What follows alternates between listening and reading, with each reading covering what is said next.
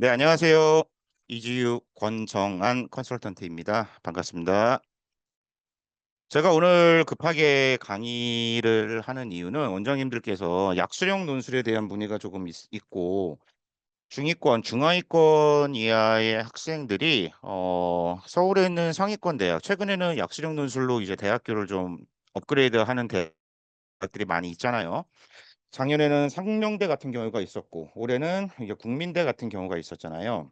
그래서 아이들이 과연 저도 가능하냐 이런 거에 관한 의구심이 좀 있고 질문들이 좀 있었고요. 그다음에 실질적으로 5등급, 6등급 이러한 학생들도 수도권 대학을 진학을 하고 싶어 하고 내 내신 성적은 좀 불리하겠지만 하지만 갈 수 있는 방법은 딱히 있지는 않아요. 그 친구들이 정시가 있는 것도 아니고.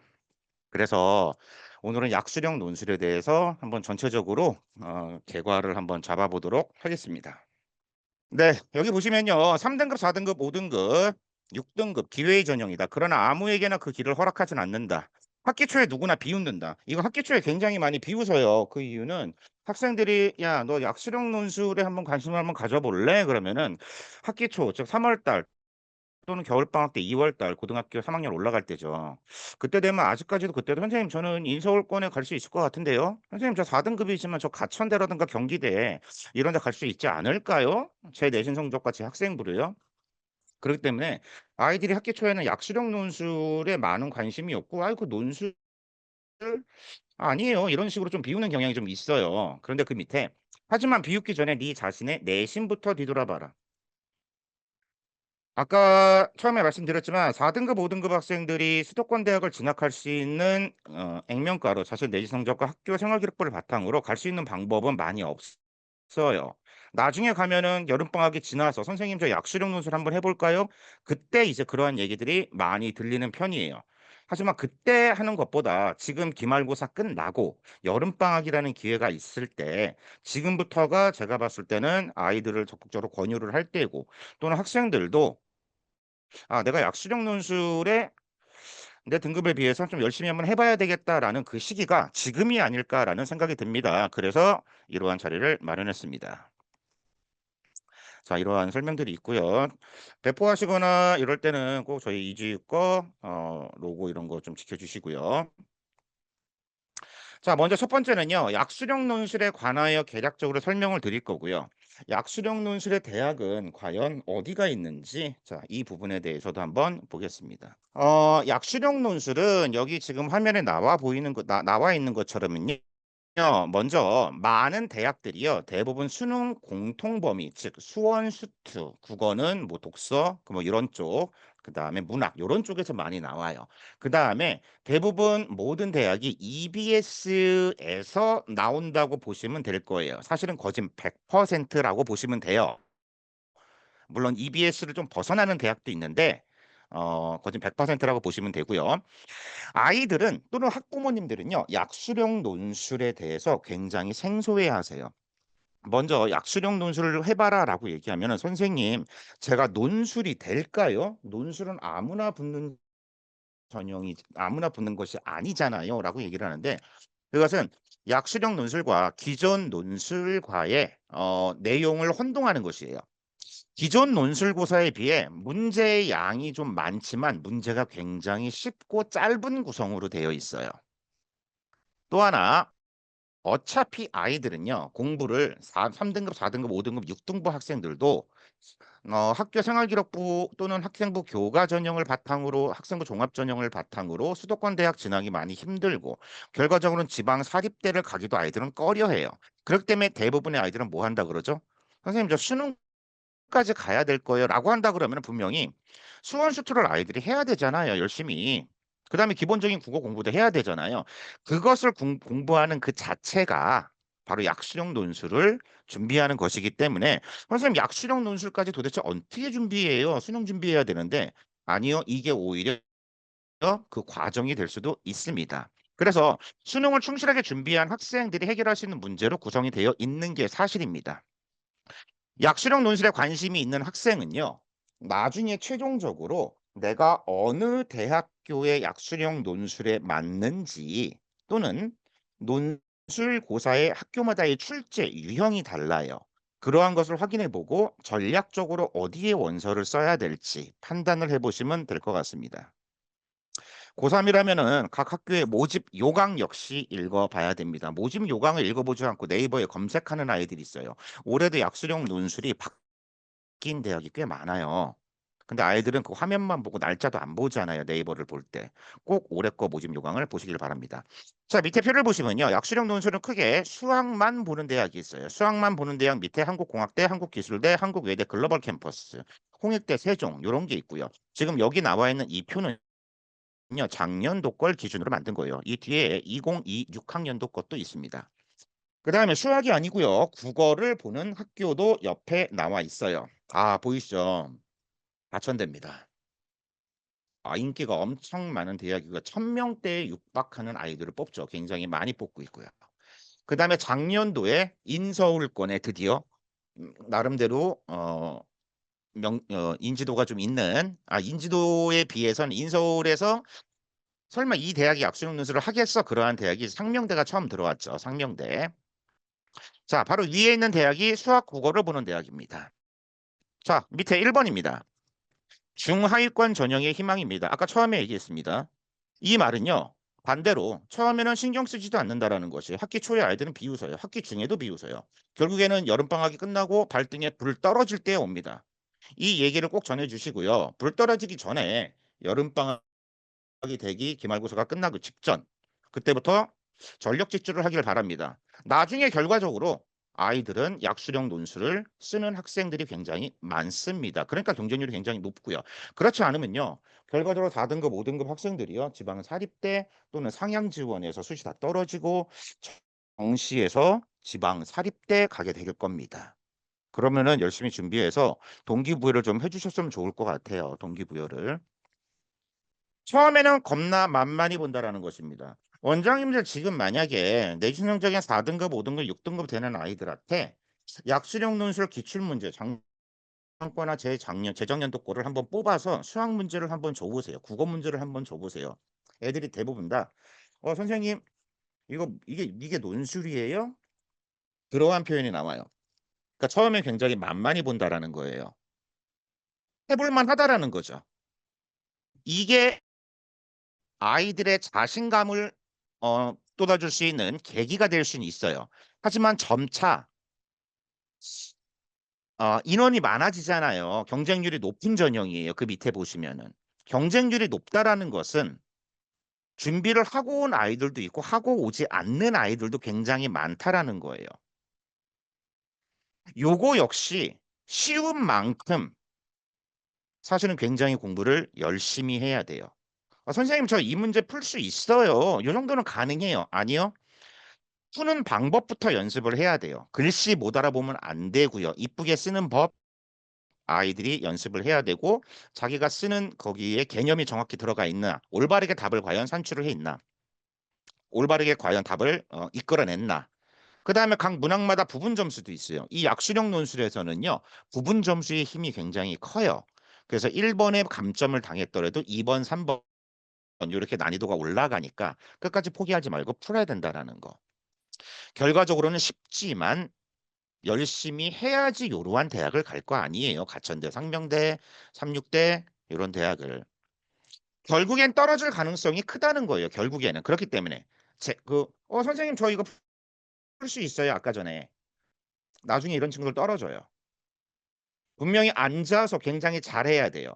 선생님들이 이러한 학생들을 모아놓고 지도를 하시다 보면요. 그중에 합격 가능성이 있는 친구들이 보여요. 요 친구는 어, 첫 번째 주에는 이랬고 두 번째 주에는 이래서 한 달 정도가 지나다 보니까 처음보다는 풀이 과정이나 글씨도 굉장히 좋아졌고 개념이라든가 이런 것도 좀 나아진 것 같고 답을 돌출하는 능력이 조금씩 상승하는 것 같아. 어라 어떤 학생들은 처음과 달리 답을 어떻게든 풀어서 아이들 이렇게 막 풀잖아요. 답을 풀어 답을 맞추는 거는 같은데 발전하는 능력이 없네. 답을 이끌어내는 서술하는 그러한 능력이 없네. 물론 알려주셔야죠. 이런 거는. 이런 친구들이 나뉘게 됩니다. 그런 친구들이 보이는 것은 선생님의 감으로 보이는 게 아니에요. 분명히 약수령 논술을 할 때는요. 제발 부탁인데 우리 원장님들이 또는 수학 선생님들이 아이들이 답안으로 제출한 거에 대해서 첨삭지를 꼭 배부를 해 주셔야 돼요. 첨삭을 하고 우리 원장님들 또는 수학 선생님들도 기존에 아이들이 썼던 것을 아이들이 풀었던 것이 과연 어떤 식으로 발전해 오나, 얘가 언제는 이랬는데 지금 요 정도까지 바뀌어 왔네. 그러한 답안지를 꼭 가지고 계셨다가 아이가 발전하는 모습을 보면서 동기부여를 해 주시면 좋을 것 같아요. 이 첨삭이 결국에는 핵심이 될 것 같아요, 문제를 아무리 많이 푸는 것보다. 5번은 계속 좋은 대학교리 나를 꼬시니. 음. 약수령 논술에 올해 뭐가 생겼죠? 국민대가 생겼어요. 그렇기 때문에 국민대 약수령 논술에 대해서 묻는 아이들이 상당히 많아지고 있다라는 얘기예요. 상당히 많아지고 있다. 그러니까 선생님 저도 국민대 갈 수 있을까요? 4등급 5등급? 4등급 5등급이 국민대 못 가잖아요. 사실은 쉽지 않잖아요. 근데 이번에 보세요. 약수령 논술에 4등급 5등급 학생들 분명히 많이 들어옵니다. 제가 설명 안 한 게 하나 있네요. 여기 가운데 고대 세종이라고 있잖아요. 그죠? 여기 고대 세종 미적분을 포함해요. 그리고 시간도 120분이에요. 제가 여기에 뭐라고 적어놨냐면 여기에 물음표를 적어놨어요. 과연 고대 세종이 물론 약수령 논술은 맞거든요. 근데 과연 이것을 약수령 논술로 봐야 되냐라는 그 의구심 때문에 그래요. 수학 6문제만 봅니다. 근데 그게 전부 다 미적분이에요. 인문은 교과 통합형 2문제 나와요. 근데 제시문이 굉장히 길어요. 그러니까 시간이 굉장히 길 거 아니에요. 나름대로 굉장히 어렵다라는 뜻이죠. 그래서 이거 설명드리고 다음 페이지 넘어가겠습니다. 제가 이거 PPT를 굉장히 급하게 어제 만들었거든요. 그리고 쭉 한번 만들면서 생각을 했지만 제가 영상 강의를 들어보시고 원장님들에 맞게 제 PPT를 사용하시고 원장님들에 맞게 그것을 재구성해 보시면 좋을 것 같습니다. 자, 그래서 기존의 약수령 논술에 대한 특징, 그 다음에 오른쪽에 죄송해요. 기존의 논술 전형에 대한 특징을 왼쪽에 적어놨고, 약수령 논술의 특징을 적어놨습니다. 그래서 앞에서 얘기했던 거, 교과형 논술, 앞에서 얘기했던 것이 대부분 다 나와 있습니다. 자, 그 중에서 하나만, 자, 여기 두 개만. 여기 보시면요. 국민대 보이시죠? 국민대가요. 우리 가천대라든가 상명대 이렇게 약수령 논술에서 어느 정도 인지도가 있는 대학들은 국어 문항이 어떻게 나오면요. 한 어조를 쓰세요. 아니면 단어를 쓰세요. 아니면 한 문장 정도를 쓰세요. 요 정도가 나오거든요. 근데 국민대 국어 문항의 일부에서는요. 500자에서 100자 이내를 서술하세요라는 게 나와요. 사실은 100자면은 길진 않는 거예요. 그런데 다른 데 논술 전형과 조금 다르다라는 거 그 정도 알아도 되시는 거고요. 아까 전에 세종 캠퍼스에 제가 미적분 본다 그랬잖아요. 고대 세종이 마찬가지로 국민대도 미적분이 출제가 됩니다. 나 국민대야. 그래도 나름대로의 포지션이 있으니까 요 정도 해갖고 와. 요런 느낌이 되겠죠. 학원에 이런 아이들 있잖아요. 내신 등급이 4등급, 5등급인데 수학은 3등급, 2등급, 3등급, 2등급 왔다 갔다 하는 아이들. 요런 케이스의 아이들이 장점이 될 수 있을 것 같습니다. 또 하나 그 밑에 최근에요. 논술 반영 비율이 굉장히 증가하고 있어요. 논술 반영 비율이. 논술이 80%였다가 논술이 80%라는 얘기는 반대로 내신이 20% 들어간다는 소리예요. 근데 얘가 논술이 90%로 상승되고 내신은 10%로 되고 그냥 이러한 대학들이 논술 100으로 바뀌는 경우도 있어요. 논술 100이다. 일반 논술이 아니고 약수령 논술이다. 5등급, 6등급, 7등급 아이들 들어갈 수 있는 가능성이 열리는 거예요. 그러니까 7등급이면은 아무것도 못 하잖아요. 아니요. 수학만 잘하는 아이들도 꽤 있어요. 수학 3등급 나오는 아이들도. 그래서 대학교의 발표 요강을 좀 보시면은 입시 결과를 좀 보시면은 6등급, 5등급 후반, 6등급, 7등급들 아이들이 있는 표본들이 꽤 보일 거예요. 그러한 대학은 대부분 다 논술 100 전형입니다. 그래서 이러한 것도 원장님들 한번 보시고 각자 학원에 맞게 쓰시면 좋을 것 같습니다. 상명대 논술입니다. 상명대가 국민대가 나오면 상명대 작년도 경쟁률 엄청났습니다. 경쟁률부터 한번 볼게요. 여기 75대 1, 67대 1 엄청나죠. 자유전공 IT 계열 경쟁률 95대 1, 99대 1입니다. 각 잡고 보내야 됩니다. 각 잡고 공부하라 그래야 돼, 우리 아이들. 어떻게 가요, 상명대를? 자, 여기 볼게요. 2025년 약수령 논술 왼쪽에 최고 위치에 있습니다. 문이과의 극명한 문제 구성입니다.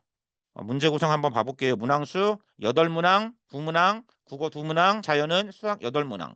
어디랑 비슷해요? 어디랑 같아요? 국민대랑 같아요. 그러니까 이런 문항수의 유불리라든가 문항수의 적정 비율이라든가 이런 것도 원장님들은 아시고 아이들한테 약수령 논술에 넌 이거 강점 있어. 이거 한번 도전해봐. 막연히 있는 것보단 도전하는 게 좋은 거예요. 그래야지 수능까지도 살리죠.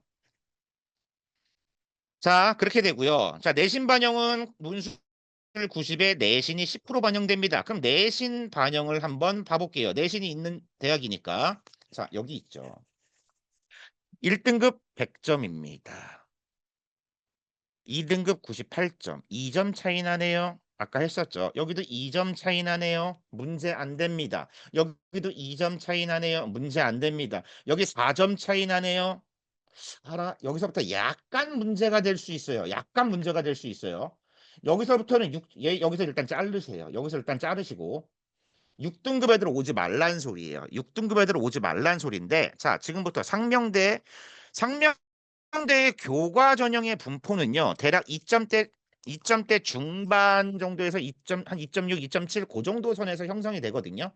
그럼 여기를 지원하는 아이들 3점대는 약수령 논술 하기 싫어요. 종합 전형으로 지원할 거예요. 이런 아이들이 좀 강할 거고 4점대 애들이 지원을 하게 될 거거든요. 그럼 여기서 자른다 그랬죠. 여기서 자르고 볼 때 4점대 초중반 아이들과 5점대 초반 아이들이 들어갈 수 있구나라고 생각을 하게 되는 거고 내신 반영 비율이 있기 때문에 5점대가 들어가는 비율은 많지는 않겠지만 얼마든지 가능하겠구나. 이거 가능합니다. 내신이 10%뿐이 안 되기 때문에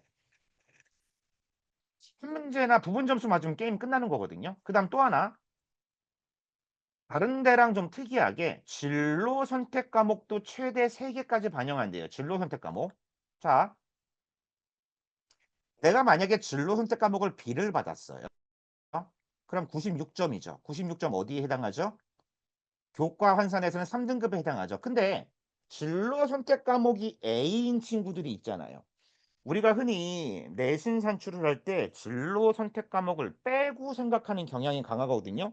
그렇기 때문에 약수령 논술 좀 논외로 말씀을 드리지만 꼭 프로그램에 넣으시든 해갖고 진로 선택 과목까지 환산을 하셔야 됩니다. 여기서 만약에 진로 선택 과목 3개를 반영해서 내 산출이 성취 등급의 A를 받았는데 진로 선택 과목 100점을 받았잖아요. 100점 어디에 위치해 있어요? 1등급에 위치해 있잖아. 그럼 내 내신이 바뀐단 말이에요. 이 얘기는 원장님들 학생들 내가 지원해야 될 대학의 약수령 논술은 천차만별로 5등급짜리가 4등급이 될 수도 있는 거예요. 또 뒤에 가면 더 심한 케이스의 대학도 나와요. 그러니까 꼭 환산을 해 보시길 바랍니다. 자, 오른쪽 표를 한번 보지 마시고 제가 왼쪽 표를 한번 따라와 보세요. 마우스를. 이런 것도 감각을 좀 키워 보시면 좋을 것 같아요. 자, 국어가 8문항이고 수학이 2문항이고 아까 얘기한 거랑 비슷해요. 국어가 여기는 2문항이고 수학이 8문항이에요. 상명대예요. 인서울이었어요. 작년에 처음 신설됐어요.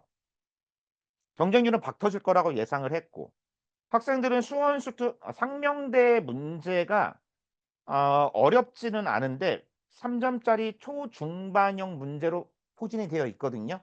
근데 제가 가천대하고 상명대 문제를 풀렸을 때 아이들이 상명대 문제를 조금 더 어려워하더라고요. 물론 가천대도 세트마다 문제의 난이도가 다른데 저는 가천대에 평범한 걸 갖고 왔거든요. 여기는 상명대 거에 공개된 걸 제가 문제를 줬고요. 근데 상명대 거 문제를 조금 더 어려워하더라고요. 보통 이러한 경우에는요. 입결을 보시면은 아까도 말씀드렸지만 수학 자연계가 산출이 논술과 성적이 좀 작을 거예요. 보시면은 인문계는요. 볼까요? 성적이 89점, 90점, 89 이런 때 성적이 되잖아요. 근데 어떻게 자연계는요 어때요? 70점대, 60점대, 50점대까지 떨어지잖아요. 아이들이 그만큼 수학을 힘들어한다라는 얘기예요. 이것도 수학 다 맞고 국어 다 틀려도 아마 풀 거예요. 근데요. 상명대 국어요. 보시면은 어렵지 않아요. 가로 안에 그냥 단답형 채워 넣는 거예요. 자, 고사 시간 어때요? 60분이죠. 수학 난이도가 그러니까 전체적으로 3점대 문제, 3점대 초중반 문제인데 난이도가 어렵진 않은데 고사 시간이 짧잖아요. 고사 시간이. 그러면은 촉박하겠죠, 아무래도. 그래서 수학 많은 문항에 대해서 연습을 하는 이러한 것을 길러야 되겠고요. 수능 최저 없고요. 약수령 논술고사 요렇게 됩니다. 느끼시는 거 있으세요? 제가 이전에 말씀드렸잖아요. 수능 전에 논술을 봅니다. 수능 전에 논술을 봅니다. 아이들의 부담은 누구에게나 있습니다. 선생님, 저 상명대에 납치되는 거 아닌가요? 음, 약수령 논술을 전형으로 쓰는 아이들. 선생님, 저 수능 올인한 작년에 그런 아이가 있었습니다. 내신 등급은 4.1이었나? 선생님, 저 상명대 논술 전형을 쓰라고 제가 쓰면은 제가 정식 올인을 하고 있는데 납치되는 거 아니냐? 납치가 됐었어야지 바람직했습니다. 납치되길 바라시세요. 이 정도 내신 등급 대에서는. 자, 여기 충원 합격 비율도 한번 봐볼까요? 보세요.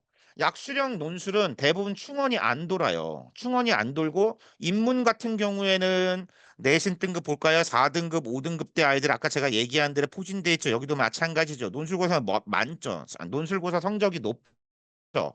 얘네들 충원 안 돼요. 예. 근데 반대로 이런 쪽은 충원이 조금 그래도 어느 정도 된 케이스. 그런데요. 요걸 보시면 헷갈려요. 충원이 돼봐야 뭐해요? 모집 인원이 적은데. 그쵸?